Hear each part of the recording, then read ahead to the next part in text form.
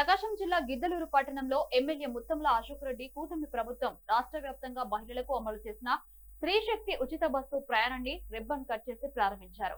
Bus stand ఆవరణలో నిర్వహించిన ఈ కార్యక్రమానికి మహిళలు భారీగా తరలివచ్చారు. ఉచిత బస్సు ప్రారంభోత్సవానికి ముందు సీఎం చంద్రబాబు చిత్రపటానికి మహిళలు పాలాభిషేకం చేసి కృతజ్ఞతలు తెలిపారు. ఆగస్టు 15 నుంచి ఇచ్చిన మాట ప్రకారం రాష్ట్రంలో మహిళలందరికీ ఎక్కడికైనా ఉచితంగా ప్రయాణించేందుకు ఉచిత బస్సు ప్రయాణాన్ని సీఎం చంద్రబాబు ప్రారంభించారని ఎమ్మెల్యే అశోక్ రెడ్డి అన్నారు. పల్లె వెలుగులు, అల్ట్రా పల్లె వెలుగు ఎక్స్ప్రెస్ బస్సుల్లో రాష్ట్ర వ్యాప్తంగా తిరగవచ్చని, నెలకు మహిళలకు 1000 నుంచి 2000 వరకు ఆదా అవుతుందని ఎమ్మెల్యే పేర్కొన్నారు.